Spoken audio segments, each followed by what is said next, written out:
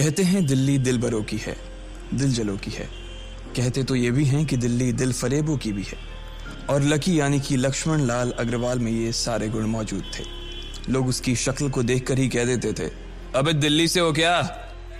Lucky वैसे दिखने में स्मार्ट और अट्रैक्टिव था, पर जेब से खस्ता हालत होने की वजह से रहता बेहद सिंपल तरीके से था। शर्ट का रंग उड़ा हुआ और पैंट से पैबंद जुड़ा हुआ। कहने को तो उसकी उम्र के लड़के दिल्ली की सड़कों पर रात को मोटर बाइक दौड़ाते थे, लेकिन लकी उर्फ लक्ष्मण लाल अग्रवाल सिर्फ कमरे से कॉलेज में पढ़ाई और गर्लफ्रेंड डिंपल के साथ थोड़ा वक्त बिताना, फिर कॉलेज से दुकान, दुकान से जब होम डिलीवरी आए तो वहां, और फिर घर चला जाता था। हाँ, कभी कभी जब वो किसी लड़के को खाली सड़क पर मोटर बाइक दंदनाते हुए देखता तो कहता, एक दिन अपना टाइम भी आएगा जब मैं चश्मा लगाकर बैठूंगा और पीछे डिंपल को बैठाऊंगा। देखना, जब वो मेरी कमर में अपना हाथ कसेगी और मैं तेजी से मोटरसाइकिल को इंडिया गेट के आसपास दौड़ाऊंगा तो सारे दिल्ली का दिल हम दोनों को देखकर जलेगा। दुकान में रखा हुआ बर्नॉल भी काम नहीं आएगा। लकी ने कहा और अपने हाथ में बर्नॉल की क्रीम को दबा दिया। जैसे ही उसने क्रीम को दबाया, उसका क्रीम बाहर आ गई। अबे गधे, क्या कर रहा है? वो कोई स्पंज की गेंद है क्या जो उसे दबा रहा है? दुकान के मालिक ने उससे फटकारते हुए कहा और उसके सर पर एक चपत लगा दी। Sorry sir. लकी ने अपना सिर बचाते हुए कहा। वो खरौल बाग में स्थित एक छोटी सी मेडिकल स्टोर पर काम करता था। उसकी दुकान का नाम था चमन मेडिकल स्टोर और उसके ओनर का नाम था चमन लाल। लकी पिछले 5 साल से इन्हीं की दुकान पर काम कर रहा था। यहाँ इस छोटी सी शॉप पर काम करना उसकी मजबूरी थी। लाइफ में कंगाली की वजह से उसे कॉलेज में पढ़ाई पूरी करने के लिए पार्ट टाइम जॉब करना था। उसने कई अच्छी जगह अच्छी तनख्वाह की नौकरी ढूंढी पर नहीं मिली और वो इस मेडिकल स्टोर पर ही अटक गया। गधे, अब इसके पैसे क्या तेरा बाप भरेगा? कटेगा। इसका पैसा भी तेरी तनख्वाह से कटेगा और एमआरपी से डबल रेट में कटेगा। चमन ने अपने दांतों को किचमिचाते हुए कहा। गुस्से की वजह से उसकी नाक फूल गई थी और लकी की सांसें। उसने घबराते हुए ओनर से पूछा, एमआरपी से डबल क्यों सर जी? ताकि अगली बार से ऐसी कोई हरकत करने से पहले तू डबल बार सोचे। चमन ने कहा और उसके हाथ से ट्यूब छीन ली। उसका जी तो चाह रहा था कि वो लकी की खोपड़ी पर एक और बार अपना हाथ साफ कर ले, लेकिन उससे पहले ही दुकान का फोन बजने लगा। फोन की घंटी बजते ही लकी को वहां से निकलने का मौका मिल गया और वो भागते हुए फोन उठाने के लिए चला गया। हेलो जी, करोल बाग के बेस्ट मेडिकल चमन मेडिकल स्टोर से बोल रहा हूं, बताइए क्या काम था? ये लकी की पेटेंट लाइन थी। चाहे कहीं से भी फोन आए, लेकिन उसे फोन पर बस यही बोलना था। जैसे ही इधर लकी ने अपनी बात कही, उधर से जवाब आया, मैं ब्लूमिंग नाइट होटल के कमरा नंबर 303 से बात कर रहा हूँ। एक छोटा सा ऑर्डर है, नोट करो और जल्दी से होटल पर डिलीवर करवा दो। वो एक लड़के की आवाज थी। उसकी आवाज में काफी भारीपन और एक अजीब सी जल्दबाजी थी। जैसे ही लकी ने वो आवाज सुनी, पता नहीं क्यों उसे वो आवाज जानी पहचानी सी लगी। जी सर, बताइए आपका क्या ऑर्डर है? हाँ तो लिखो, हार्ट प्ले के 2 पैकेट और 1 पैकेट टिश्यू। लकी, जो कि अपना पेन लेकर खड़ा था, हार्ट प्ले का नाम सुनते ही झिझक गया। असल में हार्ट प्ले नाम का एक कंडोम आता था और इसलिए उसका नाम सुनते ही लकी शर्मा गया था। इतने साल से भी मेडिकल की स्टोर पर काम करने के बाद उसे इन चीजों का नाम सुनने में शर्म आती थी। हेलो भाई, लिखा कि नहीं लिखा? उस आदमी ने फिर से लकी से पूछा। जी सर, लिख लिया सर, लिख लिया। लकी ने खिसिया कर हंसते हुए कहा। लिख लिया तो फिर लेकर निकल, उस लड़के ने कहा। उसकी आवाज सुनकर ना जाने ऐसा क्यों लग रहा था कि वो बहुत बड़ा आदमी था। जी सर, लेकिन सर बाहर तो बारिश हो रही है, लकी ने कहा। उसने देखा कि बाहर बहुत तेज बारिश हो रही थी। उनकी दुकान के सामने पानी भर गया था और तेज हवाओं की वजह से चमन मेडिकल स्टोर का बोर्ड भी गिर गया था। लकी को लग रहा था कि वो इतनी तेज बारिश में अभी एकदम से तो नहीं निकल पाएगा, तो उसने उस लड़के को समझाते हुए कहा, सर मैं ऑर्डर तो ले आऊंगा पर थोड़ा टाइम लग जाएगा, बारिश थोड़ी थम जाए आप। इससे पहले कि वो कुछ आगे बोल पाता, फोन पर लड़का बोल पड़ा। तुम्हारे मालिक को पता है कि तुम मल्होत्रा जी के लड़के को मना कर रहे हो? हाँ पता है, बारिश हो रही है, इसलिए सारा सामान अच्छे से थैली में पैक करके लाना और लेट नहीं होना चाहिए, समझे?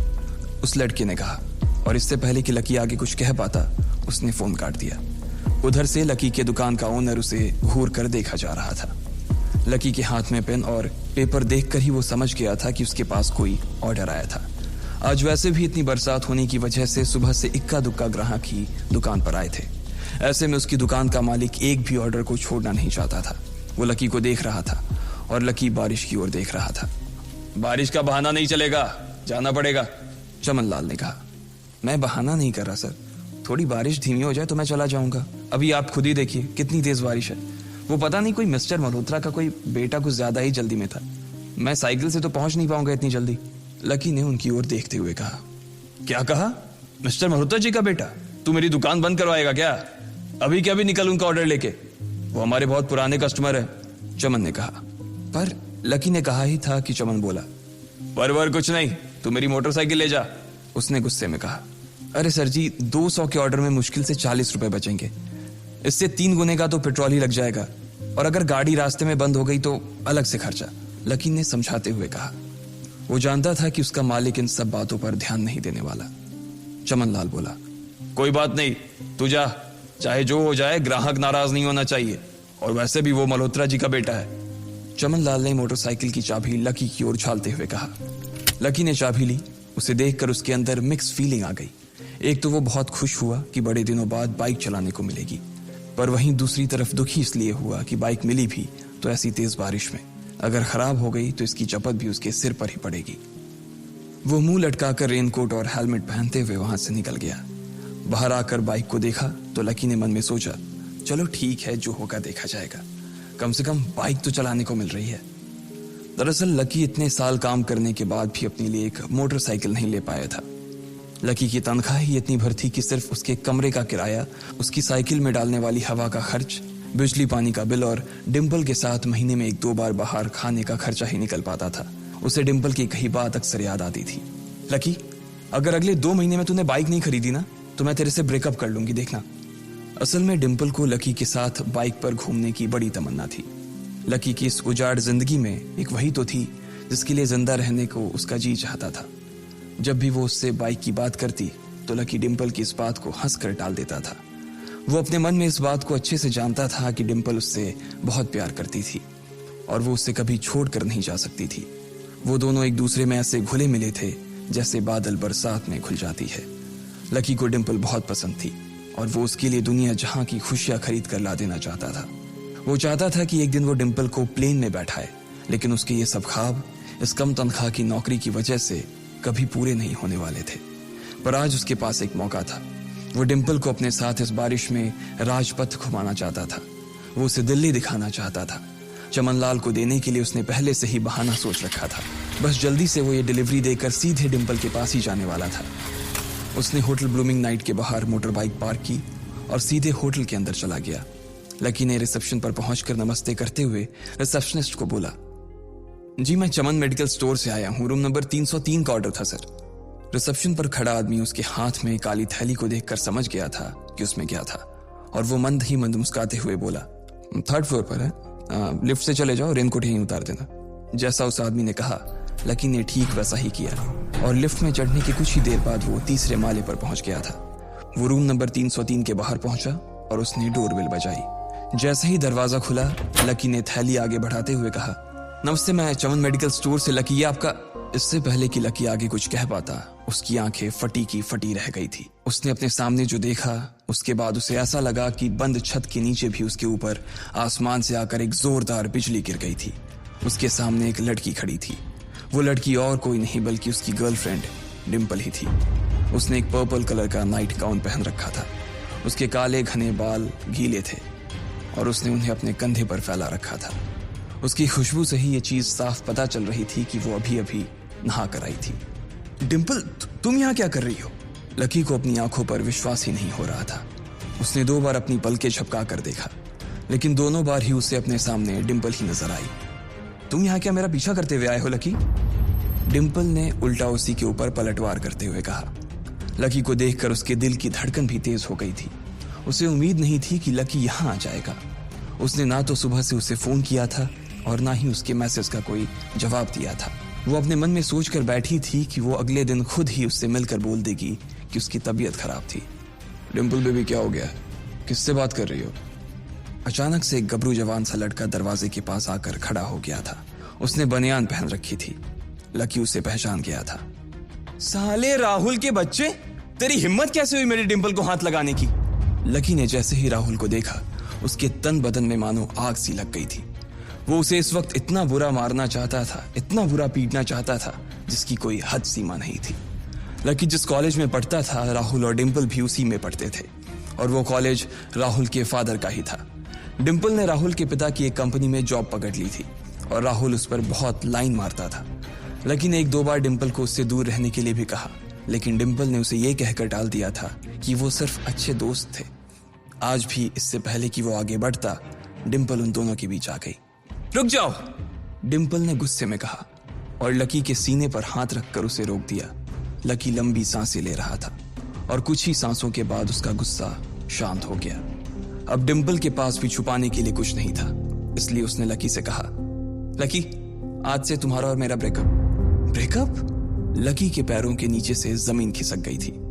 उसकी आंखें नम हो गईं। लकी को उसकी बातों पर विश्वास नहीं हो रहा था।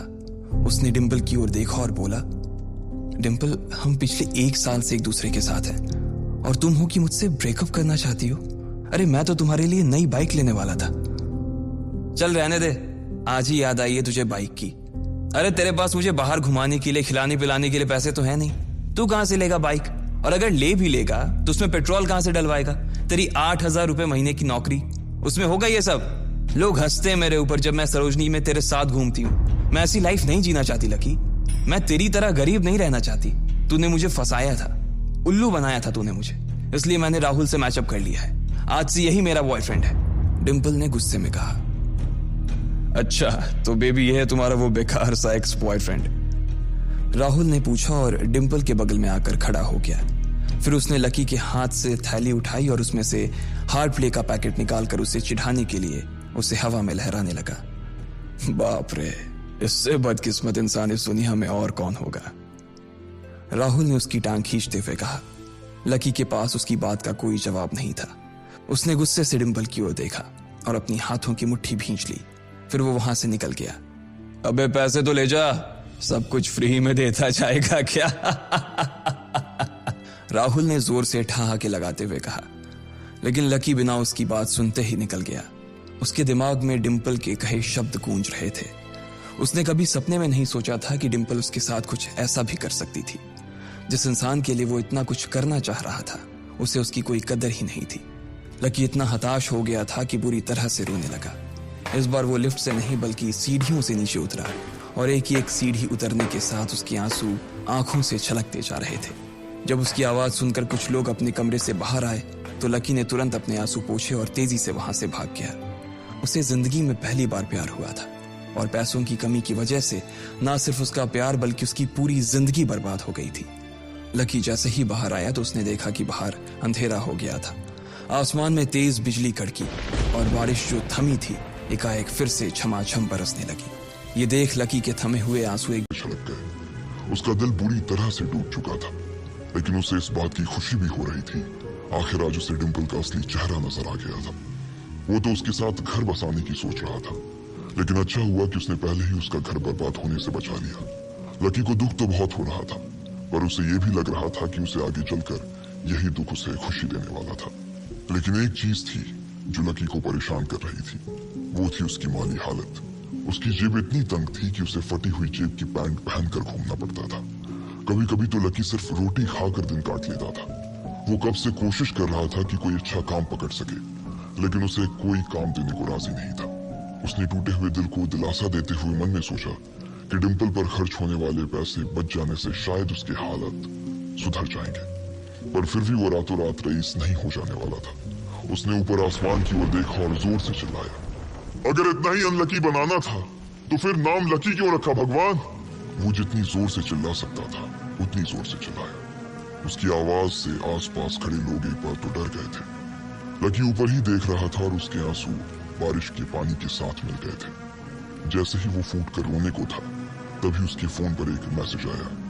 जैसे ही लकी ने अपना फोन निकालकर उस मैसेज को पढ़ना शुरू किया, उसकी तो आंखें ही चमक गई। अचानक उसके आंसू हंसी में बदल गए और वो जोर जोर से वहीं सड़क पर नाचने लगा। उस मैसेज में लिखा था, परिवार की रिसर्च और परिवार के निर्णय के हिसाब से अग्रवाल परिवार का वारिस लक्ष्मण लाल अग्रवाल उर्फ लकी ने गरीबी अभ्यास की परीक्षा को पास कर लिया है और आज से ही वो उस जमीन और उस जायदाद का मालिक हो जाएगा जो परिवार ने उसके नाम कर रखी थी। ये कैसा मैसेज था? आखिर कौन था लकी, क्या थी उसकी असलियत, और वो कैसे रातों रात ही अनलकी से लकी हो गया था।